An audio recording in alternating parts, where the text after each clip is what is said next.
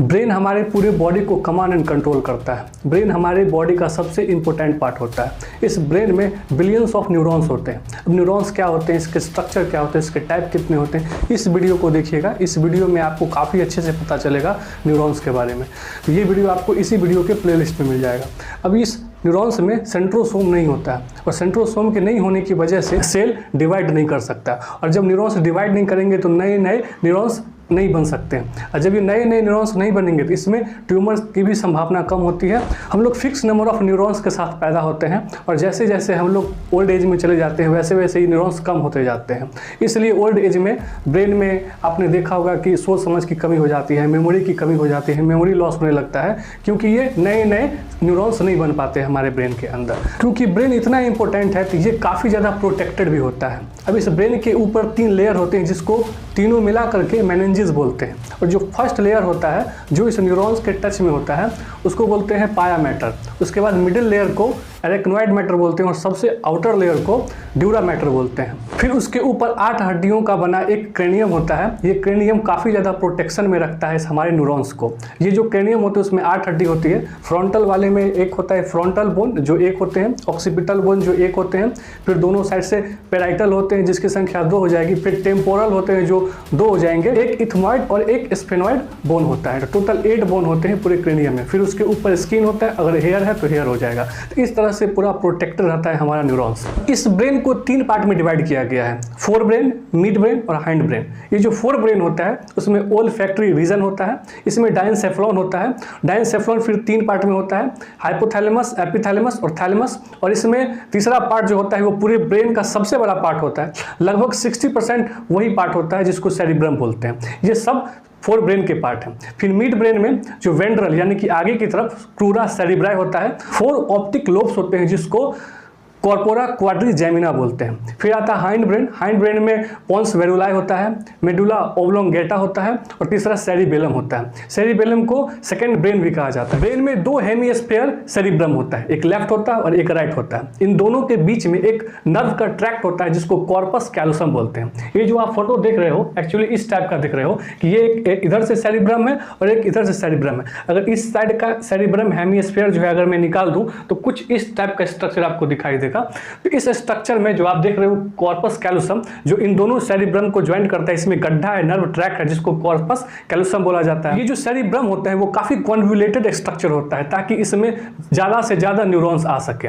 अब इसमें देखा होगा आपने कि एलिवेशन होता है, डिप्रेशन है, डिप्रेशन है, एलिवेशन है। डिप्रेशन वाला जो पार्ट है उसको सल्कस बोलते हैं, और जो एलिवेशन वाला पार्ट है उसको गाइरस बोलते हैं। तो sulcus gyrus, sulcus gyrus, sulcus gyrus, इस तरह से पूरा कॉन्वोल्यूटेड स्ट्रक्चर होता है इस सेरिब्रम का। अब इस सेरिब्रम में बाहर की तरफ कॉर्टेक्स वाला पार्ट होता है जिसमें न्यूरॉन्स का सेल बॉडी होता है, और सेल बॉडी के ग्रुप की होने की वजह से ये थोड़ा सा ग्रे कलर का दिखता है, इसलिए इसको ग्रे मैटर बोला जाता है। और अंदर की तरफ जो होता है वो न्यूरॉन्स का एक जोन होता है। अब वो जब ग्रुप में आता है तो वो माइलिन शीथ होने के कारण वो थोड़ा सा व्हाइट दिखता है, इसलिए उसको व्हाइट मैटर कहा जाता है। जिस व्यक्ति के सेरिब्रम में जितना ग्रे मैटर होगा वो उतना इंटेलिजेंट होता है। कहने का मतलब ये है कि जितने भी प्रोसेसिंग होनी है, जितने भी सेंटर होते हैं, चाहे वो आई सेंटर हो, चाहे वो हियरिंग सेंटर हो, चाहे स्पीच सेंटर हो, कोई भी सेंटर हो, सारे के सारे इसी कॉर्टेक्स यानी कि ग्रे मैटर में होता है। अगर हम सेंटर की बात करें तो ये जो पीछे की तरफ जो मैंने आपको बताया था ऑक्सीपिटल बोन, उसमें ऑक्सीपिटल लोब होता है जिसमें विजन सेंटर होता है, यानी कि जो हम कुछ देख पाते हैं वो सारा इमेज रेटिना पे बनता है, और वहां से नर्व निकला हुआ है,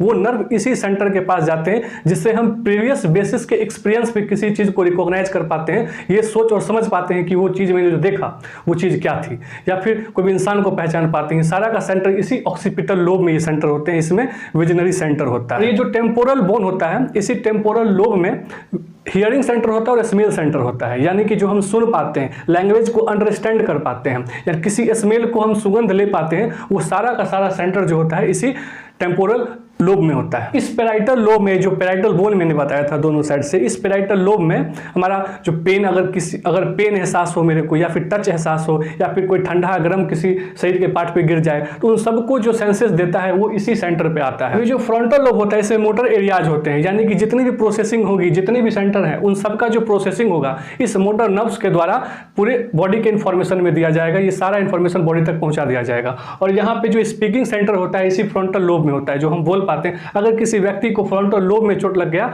तो उसकी आवाज़ जा सकती है, वो गूंगा हो सकता है। और इस पूरे ग्रे मैटर में कुछ एसोसिएशन एरियाज भी होते हैं। एसोसिएशन एरियाज का मतलब होता है इन सारे को एसोसिएट करना, यानी कि आप अगर मुझे अभी देख रहे हैं, आप देख भी रहे हैं, सुन भी रहे हैं, समझ भी रहे हैं, आपके ऊपर पंखा भी चल रहा होगा, एसी भी चल रहा होगा, अगर पीछे से कोई आवाज़ आई तो उसको भी आप ध्यान रखेंगे। तो इन सारों को जो एसोसिएट करता है वो उसको एसोसिएशन एरियाज बोलते हैं। वो इसी ग्रे मैटर, इसी सेरिब्रम के जो व्हाइट मैटर वाला पार्ट है उसमें कुछ ग्रे मैटर होता है। उसमें हिप्पोकैम्पस बोलते हैं और एमिगडाला बोलते हैं। एमिगडाला जो होता है बेसिकली वो इमोशन को डिस्क्राइब करता है, यानी कि कोई भी चीज़ का इमोशन हो तो उसका जो एक्सप्रेशन होगा वो इसी एमिगडाला में प्रोसेस होगा। और यहीं पे एक हिप्पोकैम्पस होता है, समुद्री घड़ियाल जैसा स्ट्रक्चर होता है, इसलिए इसको हिप्पोकैम्पस कहते हैं। ये हमारी शॉर्ट टर्म मेमोरी को लॉन्ग टर्म मेमोरी में कन्वर्ट करता है, यानी कि अगर किसी व्यक्ति को बहुत दिनों तक कोई बात याद रखनी है तो उसका हिप्पोकैम्पस काफ़ी ज़बरदस्त होना चाहिए, यानी कि स्टूडेंट का हिप्पोकैम्पस अच्छा होना चाहिए ताकि वो अगर कुछ चीज़ को पढ़े लिखे याद करे तो उसको लॉन्ग टर्म तक याद रहे। इसको रिवार्ड एंड पनिशमेंट सेंटर भी कहा जाता है, यानी कि आपके साथ अगर कुछ गलत हुआ है या फिर कुछ अच्छा हुआ है तो बाद में जा करके आप उस चीज़ को काफ़ी टाइम तक याद रखो। अगर आपके साथ बुरा हुआ है तो उसको आप पनिश कर सको, अगर आपके साथ अच्छा हो तो उसको आप रिवार्ड दे सको। इस एमिगडाला और हिप्पोकैम्पस को मिला दिया जाए तो इसको लिम्बिक सिस्टम कहा जाता है। और इसके साथ हाइपोथैलेमस भी काम करता है। जो हाइपोथैलेमस कहाँ होता है मैं भी आपको बताऊंगा। ये तीनों मिल करके कुछ काम करते हैं, जैसे कम्युनिकेशन करना या फिर सेक्सुअल बिहेवियर या फिर मोटिवेशन, एक्साइटमेंट, प्लेजर, ये सब जो डिसाइड होता है ये लिम्बिक सिस्टम यानी कि हिप्पोकैम्पस, एमिगडाला एंड जो हाइपोथैलेमस, ये तीनों मिल करके काम करते हैं। अब इसी फोर ब्रेन का एक पार्ट होता है डायनसेफेलॉन, जो मैंने आपको कुछ देर पहले बताया था। ये डायनसेफेलॉन में 3 पार्ट होते हैं। पीछे की तरफ ऊपर में जो दिख रहा है उसको एपिथैलेमस बोलते हैं, फिर हाइपोथैलेमस होता है। ये जो एपिथैलेमस होता है इसमें पिनियल ग्लैंड होता है। ये पिनियल ग्लैंड जो होता है इससे एक हार्मोन निकलता है जिसको मेलाटोनिन हार्मोन बोलते हैं। ये जो 24 आवर सर्काडियन रिदम, यानी कि आप रात को सो पाते हैं, आपको जो नींद आती है ये बस मेलाटोनिन हार्मोन की वजह से आती है। ऐसे ये काम करता है लाइक जैसे आप रात को 12 बजे ये काफ़ी ज़्यादा एक्टिवेट हो जाता है जिससे हमको नींद आती है, और 12 बजे दिन आते आते थोड़ा सा कम हो जाता है जिससे हम एनर्जेटिक होते हैं और हम कोई काम कर पाते हैं। ये मेलाटोनिन हार्मोन नींद दिलाने का काम करता है। इसके साथ साथ इसके और भी कुछ काम है। प्राइमरी काम तो इसका नींद दिलाना होता है, या दूसरा काम ये भी है कि ये फीमेल में प्यूबर्टी को डिले करता है, यानी कि ये क्या करता है, मेलाटोनिन हार्मोन FSH और LH जो एंटीरियर पिट्यूटरी से निकलती है उसको सप्रेस करता है। अब जब ये FSH और LH ये हार्मोन जब नहीं निकलेंगे तो उसमें फॉलिकल डेवलपमेंट नहीं होगा, जिससे उसमें मेंस्ट्रुअल साइकिल नहीं आएगी, तो इसको ये डिलेट करवाता है, यानी कि जो नॉर्मल टाइम होता है उसमें ये दिलवाता है। साथ ही साथ ये मेंस्ट्रुअल साइकिल को भी रेगुलेट करता है, डिफेंस कैपेबिलिटी को भी रेगुलेट करता है। तो ये सारे काम इसके सेकेंडरी होते हैं, लेकिन इसका जो प्राइमरी काम है वो होता है इंसान को नींद दिलाना, यानी कि मेलाटोनिन हार्मोन रिस्पॉन्सिबल होता है किसी इंसान को नींद दिलाने में। और ये कहाँ से निकलता है, पिनियल ग्लैंड से निकलता है। और ये कहाँ होता है, ये ऐसी फोर ब्रेन के एपिथैलेमस वाले पार्ट में होता है। फिर आगे की तरफ एक स्ट्रक्चर होता है जिसको हाइपोथैलेमस बोलते हैं। हाइपोथैलेमस को मास्टर ऑफ मास्टर ग्लैंड कहा जाता है।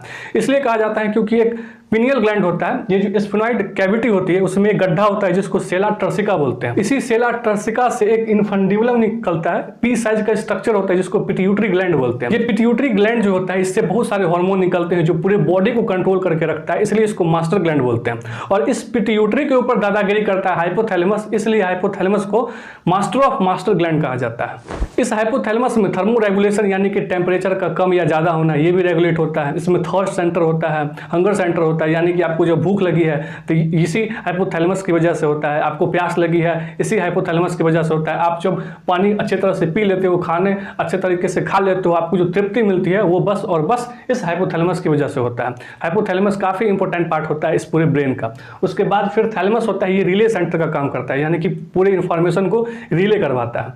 फिर अगर हम मिड ब्रेन के बारे में बात करें तो इसमें आगे की तरफ क्रूरा सेरिब्राई होता है और पीछे की तरफ 4 ऑप्टिक लोब्स होते हैं, जो आगे से आपको दिख रहा होगा एक्चुअली 4 होते हैं, ये पीछे की तरफ 2 होते हैं, इसलिए आपको 2 ही दिखाई पड़ रहा होगा।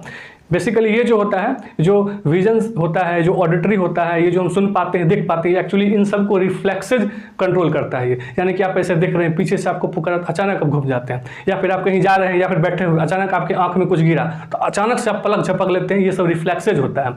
ये सब इन सब यानी कि विजनरी और ऑडिटरी, इन सारे रिफ्लेक्सेज को कंट्रोल करके रखता है ये 4 ऑप्टिक लोब, जिसको कॉर्पोरा क्वाड्रिजेमिना बोलते हैं। अब आते हैं हाइंड ब्रेन पे। ये जो सबसे लास्ट पार्ट होता है इस ब्रेन का, इसमें पोन्स वेरुलाई होता है जिसमें न्यूमोटैक्सिक सेंटर होता है जो रेस्पिरेशन में कंट्रोल करता है। इस वीडियो को आप देखिएगा तो आपको काफी अच्छे से समझ में आएगा रेगुलेशन ऑफ रेस्पिरेशन के बारे में कि आखिर कैसे ये पोन्स वेरुलाई हमारे रेस्पिरेशन को कंट्रोल करता है। CO2 जब बॉडी में ज़्यादा हो जाता है तो उसको ये इन्फॉर्मेशन देता है मेडुला ऑब्लोंगेटा को, और वहाँ से फिर CO2 को डीप ब्रीदिंग करके बाहर निकाला जाता है। फिर यहीं पे एक होता है मेडुला ऑब्लोंगेटा। ये जो मेडुला ऑब्लोंगेटा होता है इसमें RRC यानी कि रेस्पिरेटरी रिदम सेंटर होता है, इसी में GIT का सेंटर होता है, इसी में कार्डियोवास्कुलर सेंटर होता है। अब ये जो सेरिबेलम होता है हमारे पूरे बॉडी को बैलेंस बना करके रखता है। बैलेंस बनाने के लिए हमारे बॉडी में दो स्ट्रक्चर रिस्पॉन्सिबल होते हैं, एक तो सेरिबेलम होता है और एक कान में होता है एक स्ट्रक्चर, जो मैं आपको जब ईयर बताऊंगा तो उसमें मैं अच्छे से समझाऊंगा आपको कि ये कैसे हमारी पूरी बॉडी को बैलेंस करता है।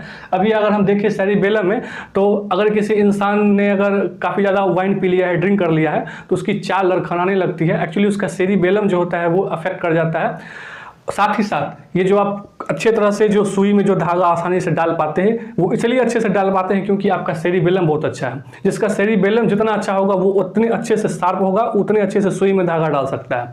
साथ ही साथ ये सेरिबेलम में जो आदमी फंबल करता है, अटक अटक के बोलता है, वो एक्चुअली सेरिबेलम के गड़बड़ी होने की वजह से होता है। जिसका सेरिबेलम में अगर कोई प्रॉब्लम हो जाए तो वो अटक अटक के बोलने लगता है। इन सारों को कंट्रोल ये करता है सेरिबेलम। ये जो ब्रेन होता है ये लगभग 1.4 kg का होता है, लेकिन हमको ये 0.2 kg का अनुभव होता है। ऐसा इसलिए होता है क्योंकि ये ब्रेन सॉलिड नहीं होता है, ये हॉलो होता है। अब इस हॉलो में CSF भरा होता है। CSF का मतलब होता है सेरिब्रो स्पाइनल फ्लूइड। ये जो CSF होता है ब्लड ही फिल्टर होकर बनाता है। जैसे कि O2 CO2 का जो एक्सचेंज होना होता है, न्यूट्रिएंट्स का जो एक्सचेंज होना होता है, ये सारे के सारे इसी CSF के द्वारा बनाया जाता है। होता क्या है कि ये जो सेरिब्रम होता है इसमें 2 वेंट्रिकल्स होते हैं, फर्स्ट वेंट्रिकल्स और सेकंड वेंट्रिकल्स। इन दोनों को पैरासील बोलते हैं। फिर एक डायनसेफ्लॉन में एक वेंट्रिकल्स होता है, जो थर्ड वेंट्रिकल होता है उसको डायासील बोलते हैं। और जो मिड ब्रेन के पास जो हॉलो है वहाँ पे जो CSF भरा हुआ है उसको आइटर्स कैनाल या फिर सेरिब्रो एक्विडक्ट बोलते हैं। और फिर चौथा वेंट्रिकल होता है वो हाइंड ब्रेन में होता है, जिसको मेटासील बोलते हैं। ये पूरा का पूरा होलो सिस्टम बनाता है, इसलिए 1.4 kg का ब्रेन हमको 0.2 kg का अनुभव दिलाता है। अगर ये वीडियो आपको अच्छा लगा हो तो इसको लाइक कीजिए, शेयर कीजिए, सब्सक्राइब कीजिए। फिर मिलते हैं नेक्स्ट वीडियो में। Till then thank you and bye bye.